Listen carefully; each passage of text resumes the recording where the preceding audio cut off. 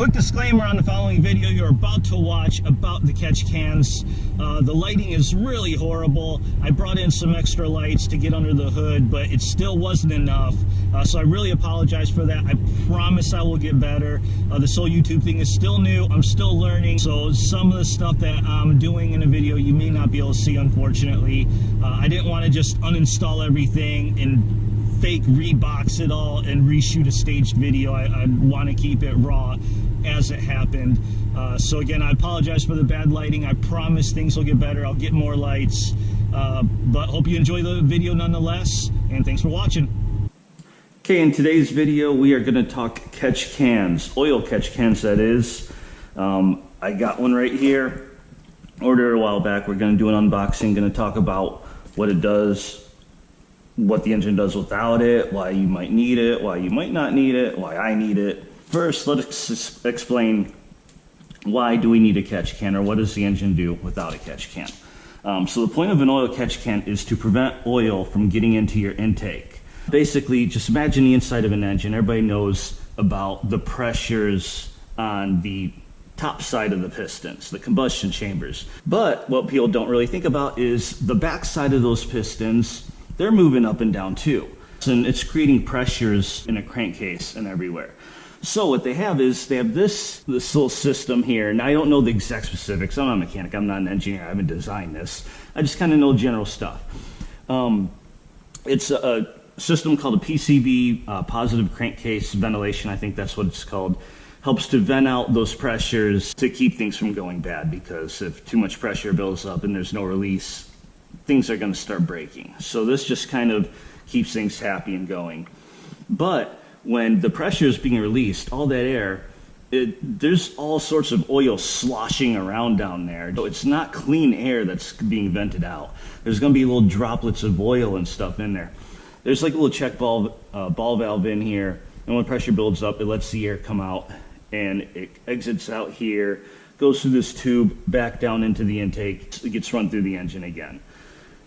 So catch can, why is it needed? Well, most of the oil that's coming up is probably going to get caught by this, and this probably has, I'm assuming, just a direct line to let that oil just fall right back down in the crankcase.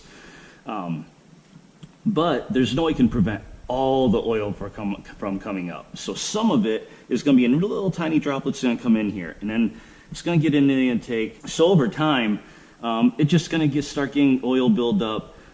So it might start caking. It might lose some performance over time.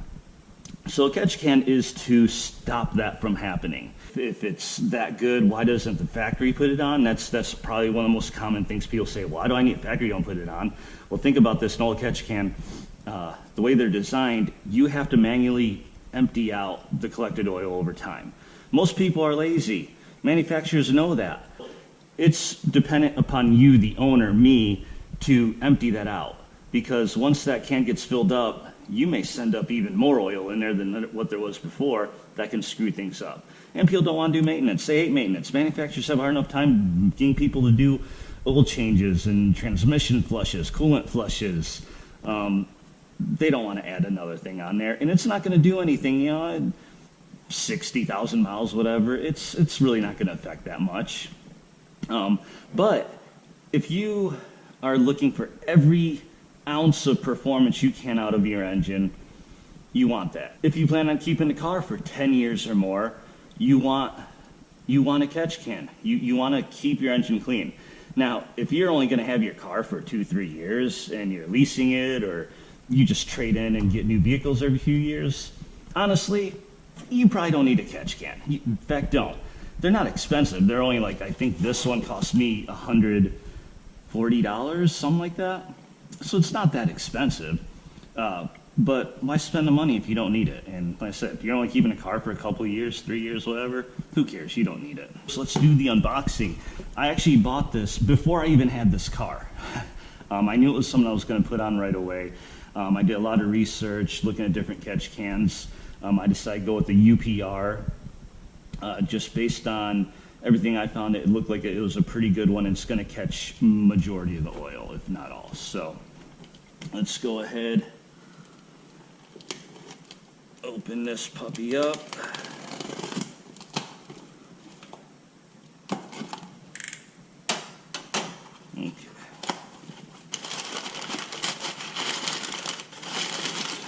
around. Oh,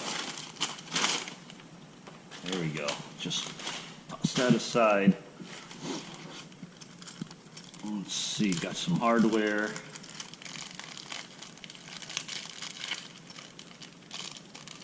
Throw that aside. Okay, so little, I forgot what these are called, but they're for the hoses. So this one half will go in here, the other half hose goes on this, one goes on this side.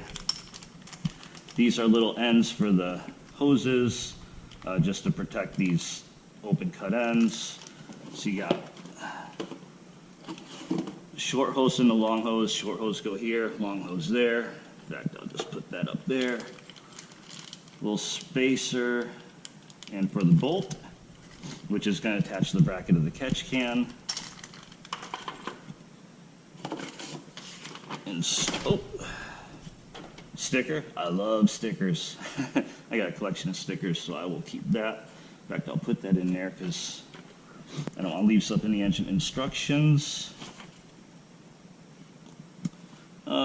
Pretty generic. I probably won't need these because I've watched several videos on installing these things, so pretty sure I know what I'm doing at this point. And now let's get to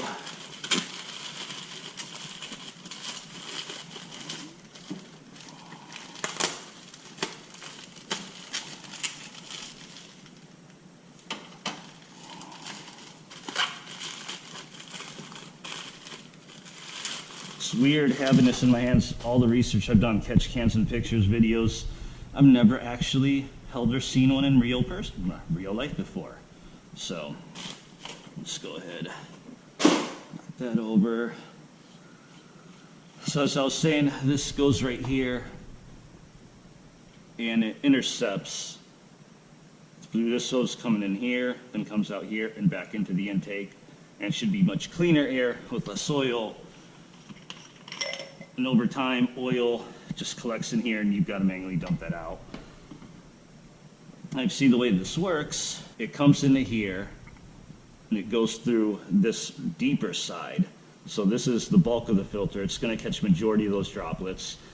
And there's like a steel wool mesh type stuff in here. And the droplets just collect on that. And over time, as the drops get bigger and bigger, they drop down into the can. And then here, there's not really any mesh or anything. This is, I guess you can consider the exhaust. Some of the cheaper catch cans have a lot less of this material in here, so it won't collect as many droplets. Or I've seen some of the cheapest ones literally just have like a screen like this and not really much at all. Those are still gonna allow some oil to get through. It's not gonna catch all of it. So this is made to catch a lot more, if not all of it. I've seen some people's videos, they pull this hose out, and it's completely bone dry. Now installing this will not take very long. In fact, we'll just go ahead and time it. Some people say this may void your warranty. I don't see why it would, and it shouldn't, unless you have a problem that's directly caused by this that they can prove. It should have no issue with that. But if you're worried about it, this thing is so easy to install and put the stock back in. You can easily take it in and off anytime if you had to take it, for warranty work or whatever you need to do.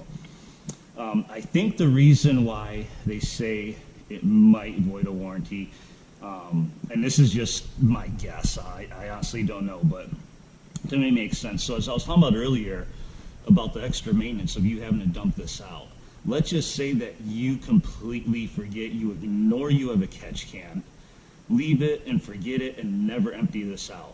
What do you think is going to happen? Well, eventually oil is going to build up here, and honestly, it's not just oil. This being out here, there's going to be some condensation too. So, and I've seen other people's videos, and you can tell it's not just oil that they're dumping out. It's pretty runny. There's some water in there too. Now imagine this thing fills up, and then it's all the way up to the top here. Air's trying to get through here, but there's no filtering going on. This is full, so it's, my guess is the only thing that can happen is this dirty, condensated oil, nasty stuff is just going to get thrown out back into the intake, and that, I think, can ruin things. So that is my guess to the whole warranty question. And also part of the reason why the factory wouldn't put this on there, because why risk that when they know an engine's going to run for 100,000, 200,000 even without it? It may lose performance over time, but you know what? It's a trade-off they're willing to pay. Now, one other thing I want to do while I'm doing this, these engine covers. This video has nothing to do with these, but they just pop off. They just go into these right here. Oh, a little fuel cover. Interesting.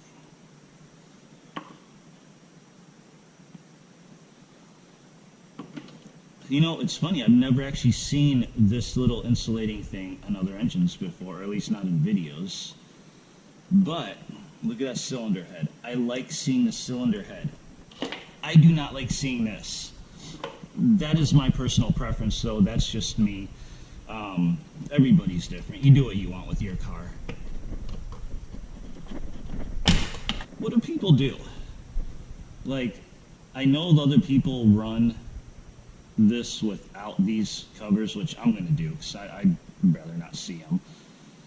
But I've never actually noticed these before. Do people leave these off? What would it do? If I were to guess, this is kind of like insulation material, and these are the fuel rails. Yeah, it says injectors. I don't know this engine very. I have a lot to learn. I'm just going to leave these off because I don't want them on. Anyway, that's not the point of this video. So, but since I'm in here, I'm taking that off. They weigh a pound or two. Weight savings. I take every pound I can get. Okay, so let's go ahead and take a look here. So it is now 9:20. Let's see how long this takes. So first, let me just go ahead and get this clip out of here. I need a little. There we go. So it's interesting. I don't know why this is in here. In fact, I'm gonna. It's threaded in here, so that's what the bolt goes in. Why is it threaded? I don't know. I guess just to help that plastic pin. I don't know. Whatever, it works out good. So then,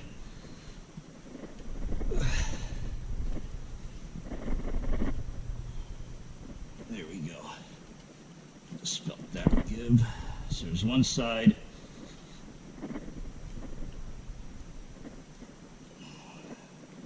There it goes. That's it. This little plastic piece. I'll put it on the side. Keep it.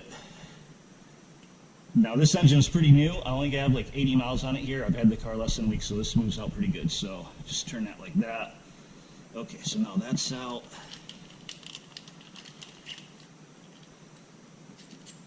And from what I know, I'll put that there. Spacer. And then, like I said,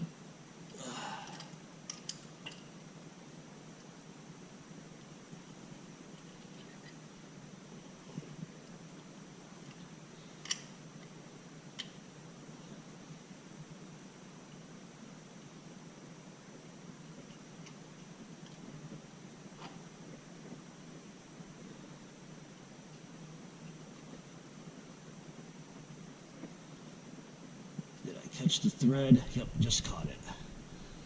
So you see this clip, this wire, I got exactly where it was before. And I don't have to worry about anywhere. Now this is a 13 millimeter. Hopefully that's right. Based on prior videos I've seen. As recently as last night.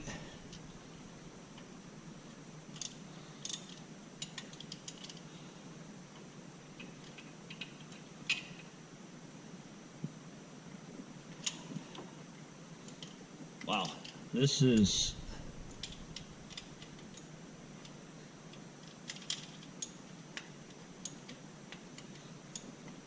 not getting very much movement. Look at that, one click at a time. You know what? Might be easier with one of these. Okay, whatever that thing is right in my freaking way.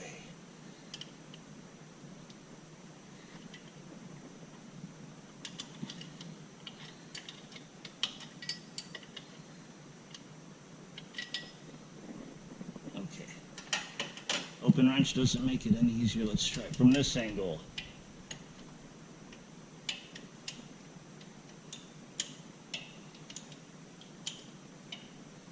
There we go. Okay, let's get that straight.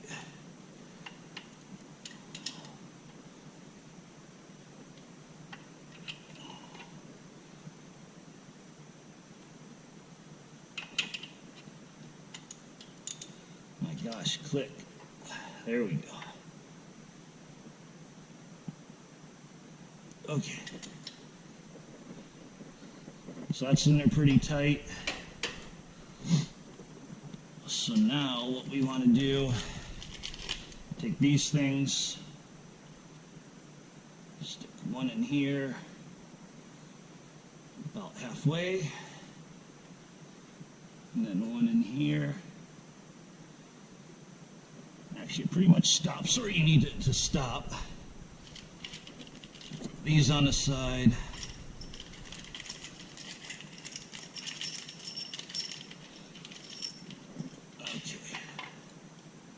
Take our little end caps, so then these just go like that, like I said, just to protect that end. So let's do the wrong side first. Just push that on, this on, push that on right there.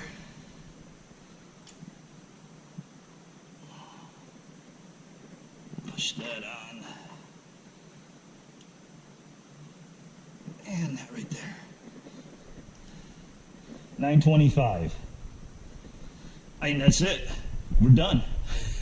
So that took me 5 minutes to do while recording this, while stopping to explain, just, add a little bit of commentary to a couple places. The hardest part is just the alternators down here. You got this hose, you got this up here. This thing, which is connected to, the coil pack, so this is all ignition stuff, just doesn't give you a lot of room to turn this bolt at all. So I'm just going to give it one last thing, make sure it's good. There's no torque specs, but that ain't going anywhere. That's it. So it's really that easy.